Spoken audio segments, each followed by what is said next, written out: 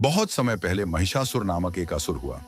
वह महिष भैंसे के समान बलवान और क्रूर था।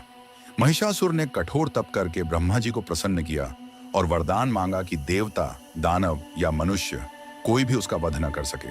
ब्रह्मा जी ने उसका वरदान स्वीकार कर लिया, लेकिन महिषासुर ने एक चालाकी की। उसने यह शर्त नहीं रखी कि कोई देवी उसे न मार सके। वरदान पाकर महिषासुर अत्याचारी बन गया। उसने तीनों लोकों, धरती, स्वर्ग और पाताल में उत्पात मचाना शुरू कर दिया।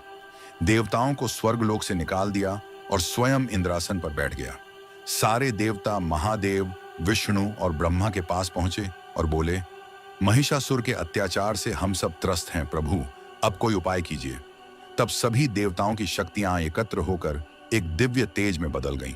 उसी तेज से जगदम्बा दुर्गा प्रकट हुईं। उनके 10 हाथ थे। प्रत्येक हाथ में देवताओं द्वारा दिया गया एक एक शस्त्र था। त्रिशूल, चक्र, तलवार, धनुष, गदा, शंख आदि। उनका रूप अद्भुत और तेजोमय था। मां दुर्गा हिमालय पर्वत पर विराजमान हुई। जब उनकी महिमा चारों ओर फैली तो महिषासुर ने अपने दूतों को भेजा। वे आकर बोले, हे देवी, महिषासुर समस्त लोकों का स्वामी है, आप भी उसकी पत्नी बन जाइए। यह सुनकर मां दुर्गा हंस पड़ी और बोली, जाओ, अपने स्वामी से कहो कि वह युद्ध भूमि में मुझसे आकर लड़े।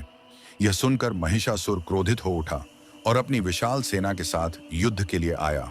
तब मां दुर्गा अपने सिंह पर सवार होकर रणभूमि में पहुंची। सैकड़ों वर्षों तक भीषण युद्ध चला। महिषासुर कभी भैंसा बनकर, कभी हाथी, कभी शेर और कभी पुरुष का रूप धारण कर देवी से लड़ता रहा। लेकिन अंततः जब वह फिर से भैंसे का रूप धारण करके मां दुर्गा पर हमला करने लगा तो मां ने अपने सिंह को उग्र स्वर में ललकारा। सिंह ने महिषासुर पर झपट्टा मारा। उसी समय मां दुर्गा ने अपने त्रिशूल से उसके हृदय को भेद दिया और वह रणभूमि में धराशायी हो गया। महिषासुर का वध होते ही देवताओं ने प्रसन्न होकर मां दुर्गा की स्तुति की। उन्होंने कहा, मां, आपने हमारे कष्ट दूर किए, हमें पुनः स्वर्ग दिलाया, आपका यश सदा अमर रहेगा। तभी से मां दुर्गा की इस महाशक्ति की स्मृति में हर वर्ष नवरात्र और विजयादशमी, दशहरा मनाई जाती है।